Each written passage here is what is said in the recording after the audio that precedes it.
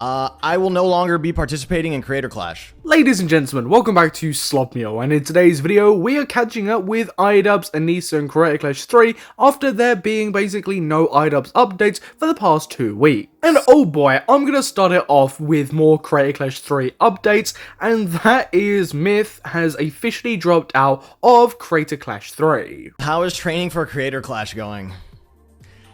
I guess I should also just come out and talk about that real quick.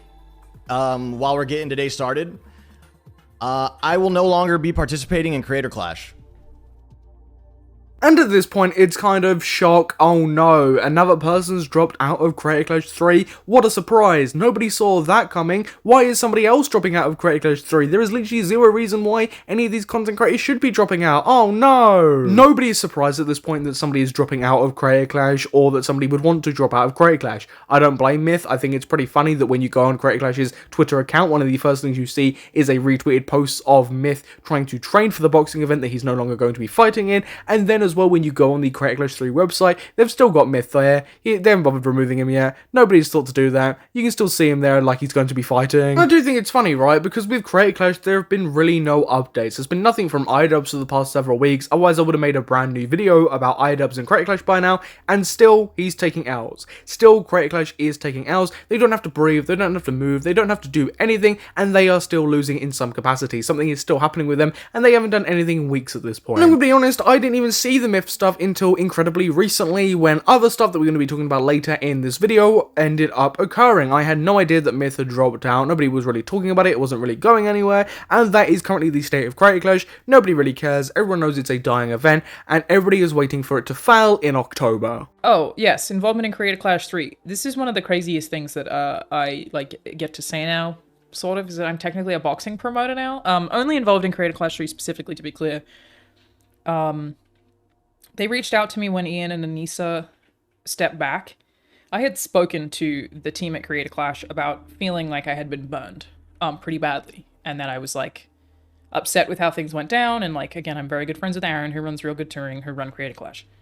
And so I said it pretty candidly to Aaron that I was like, hey, I really feel like we all got fucked over here. And my main question is if you genuinely feel like you've been burned by Creator Clash 2. I mean, this person themselves doesn't have a great track record when it comes to Creator Clash 2 and their own controversies with it, but if you personally feel like you've been burned by Creator Clash, why would you then go back with the third one when you've seen the state of Creator Clash, when you've seen it at its very, very lowest with Creator Clash 2, and when you've seen that Creator Clash 3 is failing? Why would you actively go back to them?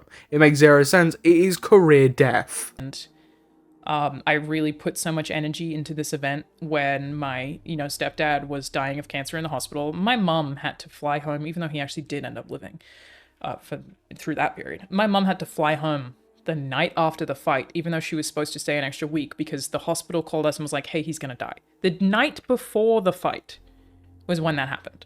The doctors called us, we were in Tampa, and they were like, he doesn't have any time left, he's gonna die. You have to come home.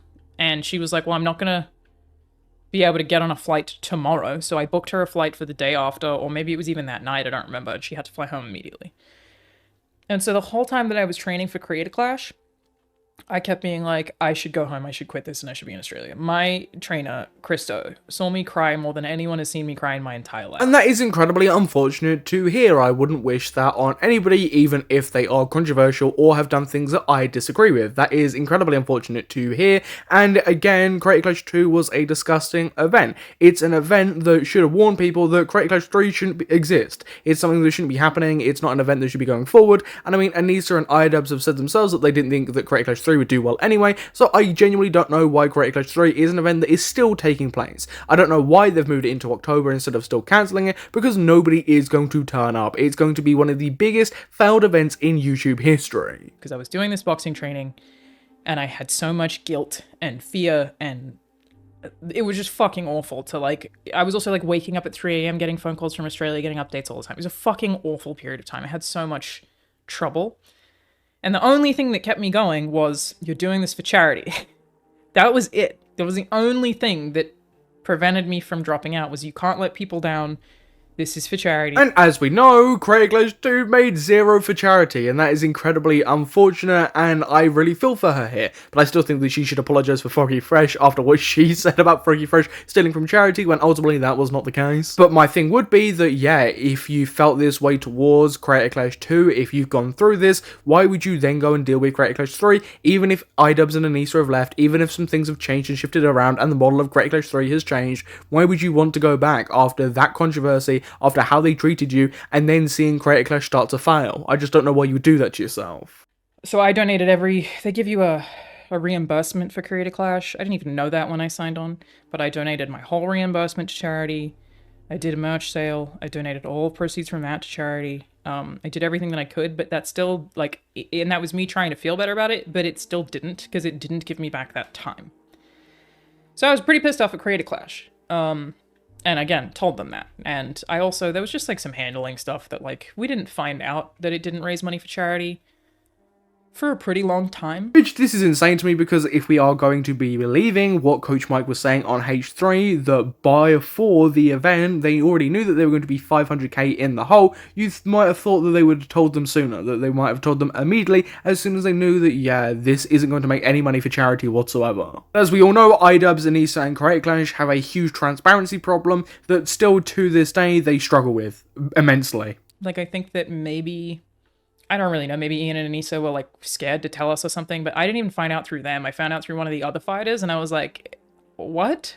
I really feel like I should have known this. And so, I felt pretty bummed. If that is genuinely the case, if what she's saying is true there, that she didn't even find out through IDubbbz and Anisa, and she found out through another creator that was fighting on the event, that is truly disgusting. That is horrible. Why wouldn't Anisa and IDubbbz tell the fighters that they had got on themselves? Tell those fighters that unfortunately we didn't raise money for charity, it was our fault, and be transparent and honest. Instead, people found out through other creators, which is just despicable. So then they reached out, because I'm still friends with a lot of people who work behind the scenes there, and I still love a lot of the people involved in Creator Clash. And they were like, hey, since Ian and Anisa are no longer here, we're trying to, like, get people together who believe in the brand, to, like, become sort of figureheads. I do love the emphasis on, these people have left now, IDubbbz and Anisa, the people that have ruined the event previously, come back to us. I don't know why you'd want to. I don't know why you'd want to represent Creator Clash after what happened with Creator Clash 2, even if that wasn't your fault, and what's been going on with Creator Clash 3. I don't know why you'd want to represent that, and I don't know why you would even believe in the brand after what happened with Creator Clash 2. I don't want to phrase this poorly, because I'm aware that this is the kind of thing that could get clipped and, I don't know, put on H3 or whatever, but, basically I was like, okay, well, I have questions, and so when they called me, and I was very candid, I was like, hey, wasn't happy with how this went last time, would not have done it again, feel like I got kind of fucked over, and they were like, totally, and that's why we want you to talk about this, because we agree that mistakes have been made, and that we want to fix them and get it back on board. And I was like, okay. No, we agree as Creator Clash, we absolutely ruined you, and that's why we want you back on to show, look, we've changed, look, we've even got somebody we previously fucked over back on Creator Clash, we're changing, see it? I mean, it absolutely reeks of desperation that they're trying to tell everybody, look, we've changed, look, trust us, we've changed, we've got other people that we've also fucked over back on the event, so that must mean we're changing, right? If there's a world where this event becomes what I thought it was when I signed up for it originally, which is it's supposed to be creators getting fit, which is a thing that I've always been very behind, sharing that with their audiences, encouraging people to get fit. A community event where you are doing an extreme sport and that requires so much trust in each other, and fucking raising money for charity. Well, I mean, Creator Clash 3 isn't raising any money for charity. It's got a little Tiltify link at the end where, you can donate if you want to, that is separate from the event. I mean, God, it has raised more money from Hassan watching a content nuke from Ethan Klein than it has actually by the event. The event isn't raising money for charity. It's got a little donation link next to it. Running an event that was in that Tampa arena is so expensive. Those overhead costs are huge. So expensive because it's so big. And part of why it didn't raise money the second year, because again, obviously I asked them that before willing to even have anything to do with the third year. I was like, explain this to me. How did you fuck this up and how are you going to prevent this from happening again? And it was really just that they used the exact same model that they used the first year and didn't expect it to not work the second year. Projections said that they would do the exact same thing, and they didn't. Or having lots of costly passes, flying people in, spending it on entertainment and other things probably didn't help with making that money back, and also when you're already 500k in the hole, yeah, you're probably fucked over just a little bit. It's a tough one to... Like, I wasn't happy about there being 2 parties. Like, I didn't feel good about that. I was like, we didn't raise money for charity, and there were 2 parties? Really? This whole hotel? Really? But I guess, like, the idea is, like, when you do something like that, you're trying to get influencers to go and take photos, and then it raises money, and then the next year can get bigger and bigger. But it just doesn't. If a party happens after the event, how can that raise money for the event that's already ended? I don't get this logic. It's heavily flawed, especially because then that means you're building up for next year's event that might not ever happen, and especially if you lose money for charity, then, well, you're fucked. Like, exactly what happened. It counts.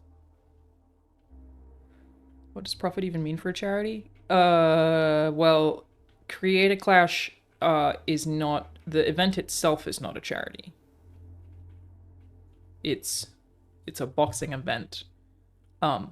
This is the charity part. The damn Tiltify linked. I'm so sick of people calling the Create a Clash 3 event a charity event. It's not a charity event. Again, I'm going to use this. A great example that I've been using. If I take a shit in my kitchen and film it and upload it and put a Tiltify link, does that mean that is a charity shit? No, it doesn't. I've just put a Tiltify link next to me shitting in my kitchen. That is all the Create a Clash 3 updates. There won't be much over the next few weeks or even months until we get closer to the event, but I'm glad we finally got something more to sink our teeth into. But the video hasn't ended yet. We've still got a tweet from Anisa to read out because she's so eloquent with her words. I want to remind everyone, I didn't fucking make the content cop either, but he's talked about me sexually non-stop in some sad attempt to feel some type of control. I didn't even say anything until quite a while after his creepy meltdown. Of course, that is about Ethan Klein. For one, everyone knows that you didn't make the damn content cop. People are criticizing you, and so is Ethan Klein, for things you've said around Ethan Klein around that time in podcasts, how you phrase things in leak stuff, how that has gone down, and of course Create a Clash and how you've acted around that, and the stuff you've said about Ethan on Twitter.